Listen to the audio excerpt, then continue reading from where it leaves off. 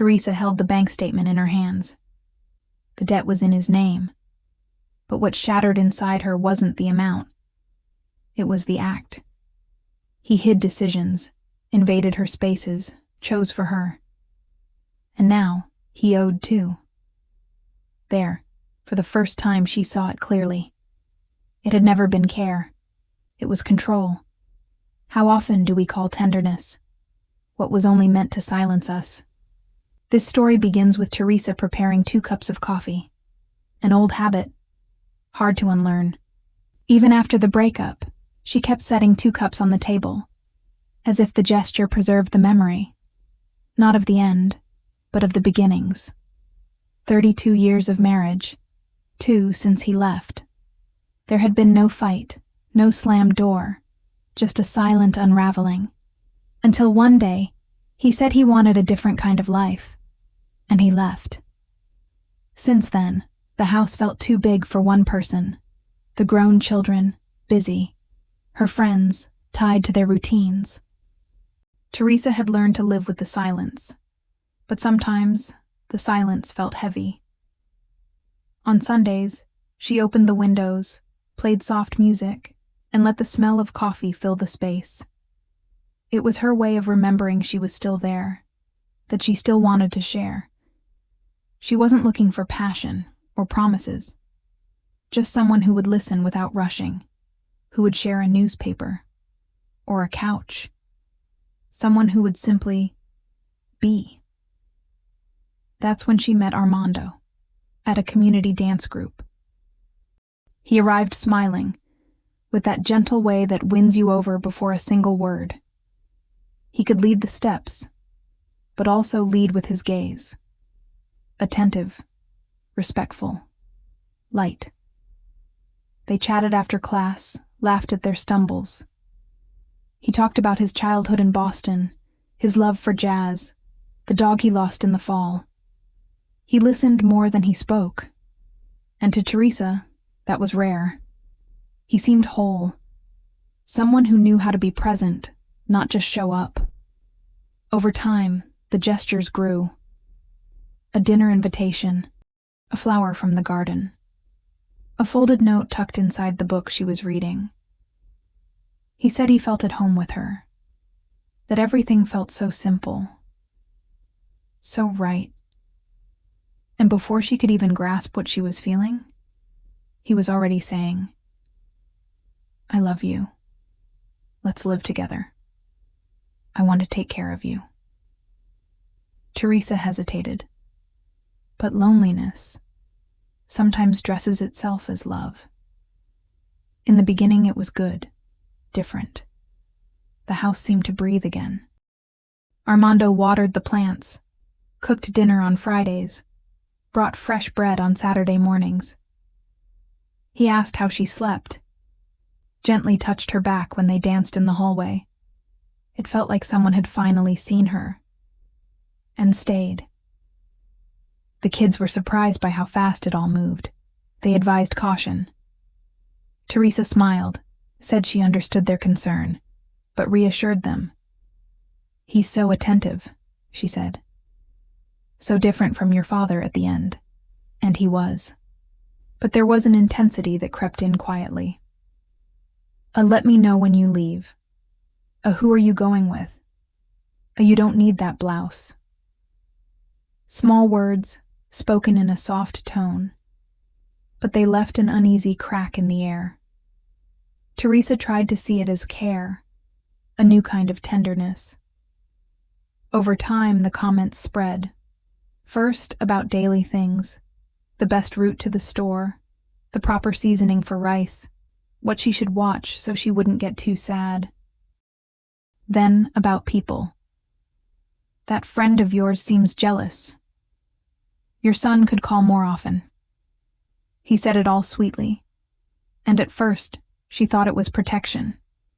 But slowly, Teresa began to yield. Avoided certain topics to prevent conflict. Thought twice before going out alone. Stopped wearing the blouse, he said, drew too much attention. Decisions that once felt light now came wrapped in looks and suggestions that didn't ask. They imposed. Months passed. They were spending most days together when he suggested they combine some bills. "To make things easier, my love."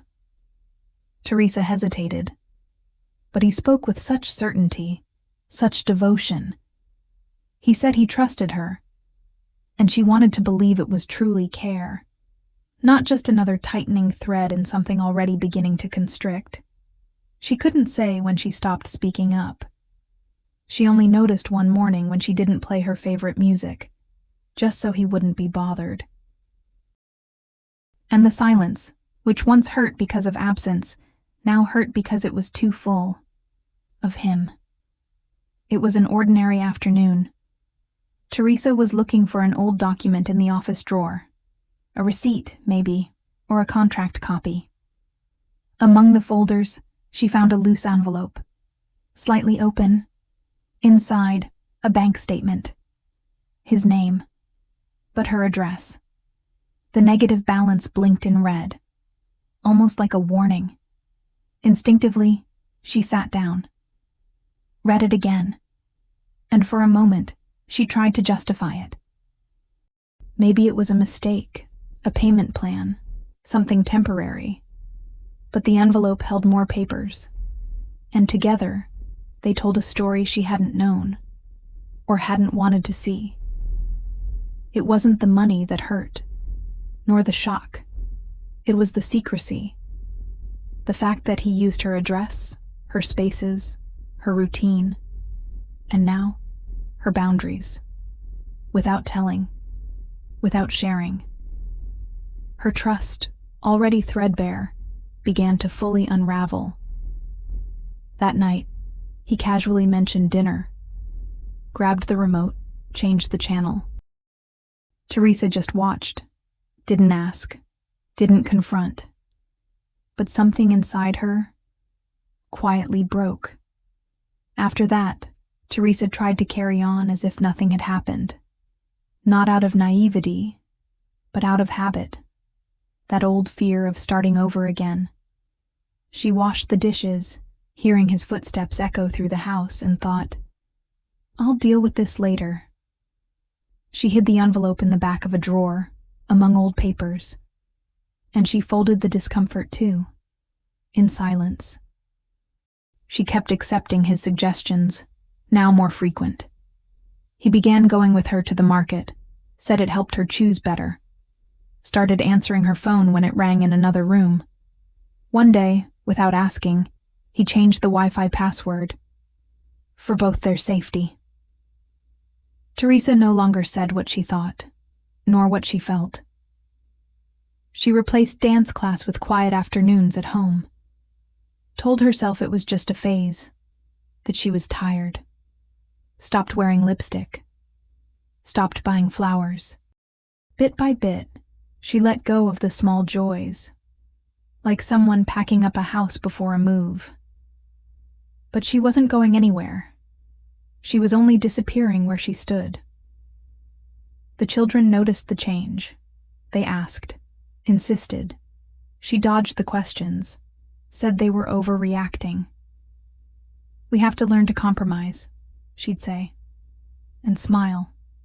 A short smile, with barely any of her in it. Time didn't scream.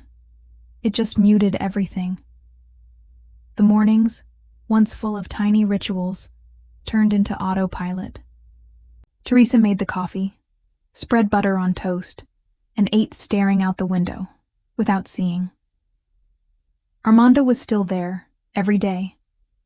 But there was no exchange, just cohabitation and control. The house, once vibrant with his presence, now felt smaller than her. The music she loved was replaced by low-volume news. Books lay closed. The plants, drying out. Sundays, once filled with anticipation, became countdowns to Monday. And breakfast, once shared, was now staggered. He ate first, in a hurry. She, later, in silence. Every corner of the house seemed to speak a language she no longer understood. The couch, the closet, the objects he brought. Everything felt like too much. And yet, everything was cold. It was like living with an old version of herself. One who believed that giving in was love, and who didn't realize she was fading. One night, she stood in front of the bedroom mirror, not to get dressed, not to go out, just to remember who she was. And in that reflection, she missed herself. Not the past, but the woman who knew what she wanted, who laughed loud, who chose. And she realized she hadn't seen that woman in a long time. Could she find her again? After giving up her voice, her routine, her little joys, after slowly handing over the reins of her own life? He didn't yell. He didn't shove. But he took up everything and betrayed a trust she had rebuilt with such effort, after a love that had already left scars. And now? Was there still time to come back to herself? Let's find out. But first, if this story is making sense to you, if it resonated with you in any way, subscribe to the channel so we can keep telling stories like this. And before we continue, leave your like. Thank you for your support. The next morning, Teresa woke up early. The envelope still sat on the table. She sat across from it, like facing a mirror. It wasn't the negative number that hurt anymore. It was how long she had stayed silent, how easily she had let him decide for her, without even noticing. Later that day, she called her daughter. She didn't say everything, just that she wanted to talk, maybe have coffee. When she arrived, she was welcomed by that long hug, where the body surrenders before the words. They sat in the kitchen, like so many times before. Teresa looked around, took a deep breath, and began to speak. Softly, in fragments. She talked about the comments wrapped in kindness, about how he took decisions for himself, about the account that showed up from nowhere, about the feeling of losing herself. Again. Her daughter listened silently, didn't interrupt. When Teresa finished, a pause hung between them, suspended in time. Then, with a gentleness only love knows how to offer, her daughter said, "Mom, can I help you? I know a calm lawyer, one who really listens. No pressure, just to see what can be done."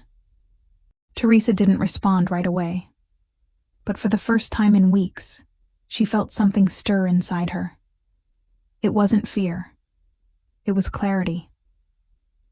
Days later, she sat in the lawyer's office, calmly explained everything. The documents, the merged finances, the control disguised as care. She spoke like someone who finally had words for what had only been a feeling. The lawyer listened quietly, and without dramatizing, simply said, "We'll take care of this." That night, the house was quiet. Teresa made dinner like always, but didn't set the table for two. She served only herself, ate slowly, mind already elsewhere. Then she washed the dishes, dried her hands with care, and walked into the living room, where Armando was watching TV. She stood for a moment, observing the shape of him on the couch. There was no anger in her eyes, no sadness, only a quiet certainty, like someone who knows what needs to be done and no longer seeks permission. "We need to talk," she said. He looked, surprised, lowered the volume. "I went to a lawyer," she continued, voice steady but not aggressive. "I've separated the accounts, reorganized what's mine. I want you to move out. Calmly, but soon." Armando took a moment, tried to smile, gestured with his hands, as if everything could be explained away. "Teresa, what's this? We can talk." "It's just a misunderstanding." She didn't look away. "I've been talking, Armando. For months. You just didn't listen." He shifted his tone, trying to reclaim control. "After everything I've done for you, you're going to treat me like this?" But Teresa wasn't shaken. Something was different in her now. A strength that didn't need to be loud. "You came saying you wanted to take care of me, but in the end, you just wanted control. And I let you. But not anymore." He stood, flustered, said she was being unfair, ungrateful, impulsive. She listened in silence.